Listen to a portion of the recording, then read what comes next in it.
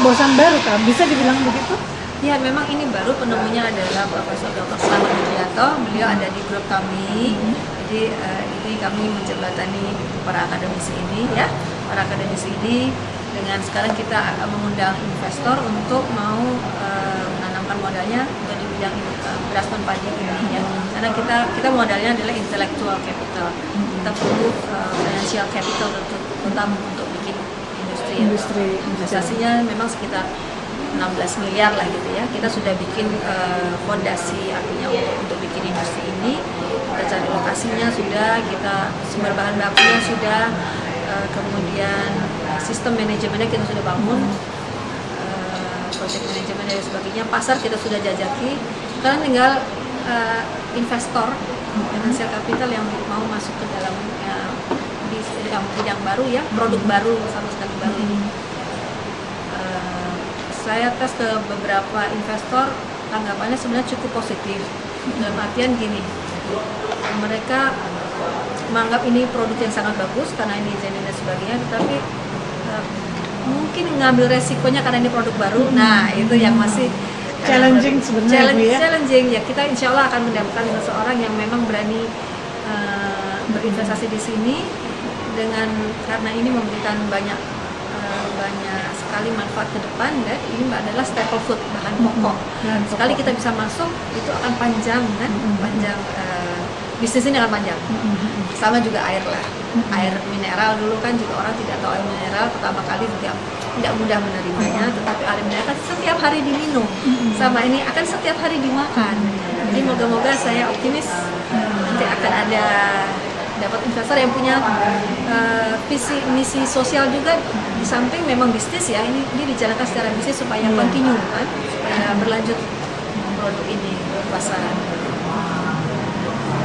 Kemudian Bu, kalau mungkin bisa ceritakan, ini kan agak-agak nekat ya Bu ya sebenarnya, karena ini sesuatu yang bidang baru, katakan yang greenfield yang greenfield, dan semuanya memang tidak semua orang punya keberanian yang serupa ini gitu. Apa yang membuat memotivasi Ibu dan tim gitu untuk melakukannya? Ya itu tadi Mbak, karena ini mempunyai dampak yang sangat bagus ya, sangat baik untuk Indonesia sendiri. Suatu hal yang besar, kelihatannya cuma beras, tetapi beras ini dampaknya besar karena ini kan makanan setiap hari, makanan pokok ya. Jadi itu untuk ketahanan pangan kita dengar katanya ada prediksi ada krisis pangan di dunia ya. Nah ini kalau kita punya begini ya kita aman gitu ya, untuk masing-masing lokasi kita. Saya punya dream bahwa di setiap kabupaten akan ada industri pangan sehat beras non padi untuk memenuhi kebutuhan setempat, dan kalau bisa lebih ya untuk bisa diekspor gitu ya. Jadi Indonesia punya suatu hal yang belum ada di dunia, itu kan hebat sekali gitu ya, hebat sekali. Kemarin kita ke luar negeri dan ke universitas-universitas ya, dalam rangka joint research, mereka respect sekali bahwa Indonesia ada produk ini. Mereka belum punya loh Mbak, mereka belum ada. Di Jepang itu yang ada adalah padi-padi yang sudah hancur dijadikan bulir padi utuh, itu ada. Tapi yang dari bahan di luar padi itu belum ada ternyata. Jadi ini suatu terobosan dan penemuan anak bangsa yang sangat luar biasa. Luar biasa yang perlu kita bawa ini ke masyarakat. Bagaimana sampai di masyarakat itu pasti harus ada industrinya kan, dalam jumlah yang banyak. Itulah yang misi kita sekarang, itu yang kita jalanin.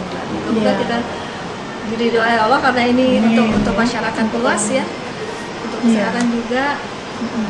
Dan ini juga kalau produksinya sendiri itu prosesnya seperti apa Bu, yang bisa diceritakan secara singkat? Secara singkat ya. Jadi ini adalah pertama itu komponen-komponen yang ada, sagu dan sebagainya itu ada zatnya kan. Pusat ini ya Bu ya, apa namanya? Karbohidrat, sumber itu semua ada formulanya kan, ada takarannya lah, itu dijadikan satu, kemudian itu di mixing, dan kemudian ditambahkan air ya,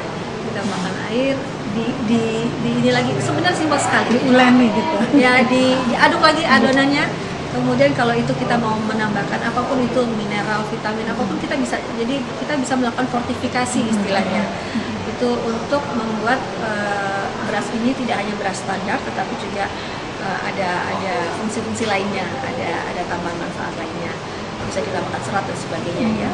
Kemudian itu diolah di dalam suatu alat tertentu yang dimana dengan suhu tertentu dia akan kemudian dibentuk menjadi bulir-bulir itu tadi dan kemudian di polishing ya jadi bentuk sesuai dan yang kita inginkan. Jadi itu bisa bentuknya panjang, bisa beras jadi Jepang, bisa beras Thailand atau bisa. beras Indonesia yang kan nanti dibikin mie segala bisa.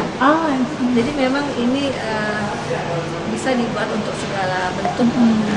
Karena kita mengarahnya ke bahan pokok, kita menjadikan bulir-bulir ya. tadi. Jadi orang tidak merasa bahwa dia sedang memakan BNP atau bulir non padi atau BNP, tetapi sebenarnya sudah sudah mengkonsumsinya ya. Memang saya sendiri sudah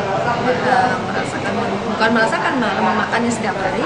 Jadi yang saya lihat memang karena kami tidak menambahkan zat-zat tambahan pemutih dan sebagainya, kita warnanya warna natural seperti ini, jadi tidak terlalu putih kan, dari jamur putih. Kita memang tidak ingin kelihatan bagus tetapi tidak sehat. Tapi rasa sudah mendekati.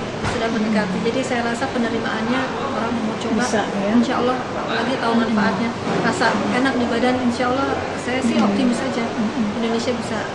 Kalau kelebihannya Bu, kalau misalnya kita memasak gitu ya, itu sudah hemat air karena tidak perlu dicuci, kemudian cepat sekali untuk waktu memasaknya, kemudian juga ada kelebihan lain misalnya bagaimana dari ketahanannya Bu? Karena cepat sekali kalau beras padi itu kan cepat kuning atau cepat basi gitu. Kalau ini itu pertanyaan bagus karena itu pengalaman saya pribadi ya. Jadi beras ini kalau di rice cooker lama tetap tidak cepat basi. Itu salah satunya yang saya belum tadi sampaikan ya. Banyak minta deh. Jadi memang demikian. Itu sampai ini kok rasanya tetap sama gitu ya, tidak basi. Jadi banyak penghematan lah di sini, banyak penghematan dilakukan. Iya, jadi sangat menarik sekali Bu. Dan yang penting sehatnya Mbak, gitu kan sekarang sakit itu mahal ya. Dan yang menarik perhatian saya adalah setiap Indonesia kan banyak sekali Bu, 33 provinsi. Kemudian di situ punya kekayaan sumber daya alam ya Bu ya. Jadi sumber karbohidrat juga banyak dan beraneka ragam gitu. Dan kalau dipikir kalau misalnya ini bisa berjalan, saya membayangkan orang tidak akan perlu untuk kelaparan gitu, karena dia punya, ada jagung tetap bisa memakan, ya kan Bu ya, padi, beras gitu, katakan beras, tapi tidak perlu repot-repot gitu ya Bu ya. Karena setiap daerah juga bisa membuatnya sendiri gitu. Jadi kita sih berharap ini kan ada industri, ada pabriknya nantinya ya kita bangun di kabupaten-kabupaten. Nanti itu melibatkan masyarakat setempat. Artinya apa? Bahan bakunya itu adalah sudah dalam bentuk tepung. Tepung itu diolah dari bahan baku raw materialnya sendiri, misalnya dari jagung diolah jadi tepung itu oleh masyarakat. Jadi ada pembinaan dan sebagainya dari industri ini kepada masyarakat setempat. Jadi pengembangan ekonomi kan situ untuk ekonomi lokal. Nah kemudian ini kita olah di industri ya, karena memang harus memproduksi dalam jumlah banyak, kita perlu industri. Tetapi one day kalau itu bisa dilakukan oleh industri rumahan, kita senang sekali karena itu pasti bisa ditampung lagi oleh industri ini sendiri gitu ya. Jadi selalu ada pembinaan supaya memang saling berkaitan ya, saling mendukung satu sama lain gitu ya. Jadi pengembangan kesuksesan industri ini pun konsepnya adalah mensukseskan masyarakat setempat. Jadi lebih berdaya, kemudian mereka bisa menolong diri sendiri gitu ya Bu ya. Sekali. Itu berarti ini tidak sekadar untuk orang-orang lakukan, jadi melakukan usaha tapi untuk mengejar profit saja. Kita ada misi sosial juga. Itu sebabnya kami juga jujur dalam untuk mencari investor dan sebagainya, kita memang lihat visi misinya beliau juga masuk apa enggak ya. Jadi kalau hanya sekedar bisnis saja ya mungkin ada bisnis lain yang jauh lebih menguntungkan lah gitu ya. Tapi ini bisnis yang jangka panjangnya juga kita dapat, secara bisnisnya dapat, tetapi jangka panjangnya untuk pengembangan lebih lanjut untuk Indonesia akan mengkonsumsi lebih banyak lagi, saya optimis sekali. Iya. Jadi memang harus ada dorongan ya dari semangat dari dalam semua pihak ini Bu ya. Ya. Dan Termasuk juga pemerintah daerah sih sebenarnya kami berharap ya, karena ini kaitannya dengan masalah pangan di daerah tersebut dan bahannya juga adanya di lokal setempat. Kami berharap ada dukungan sebenarnya dari pemerintah sebelah, misalnya adalah lahan untuk bahan bakunya, ya kan? Oh, Itu kan cukup, bahan baku yang- bahan baku yang dari jagung tadi, Ah, itu kan iya. semua lahan yang cukup luas ya, sagu, sorghum dan sebagainya. Itu bisa disediakan oleh Pemda katakan ya. Jadi ini bisa kerjasama antara Pemda, swasta, dan masyarakat juga dan pengusaha tentunya ya di sini ya. Bisa kerjasama, nanti hasilnya juga bisa dipasarkan lewat koperasi milik masyarakat setempat gitu ya.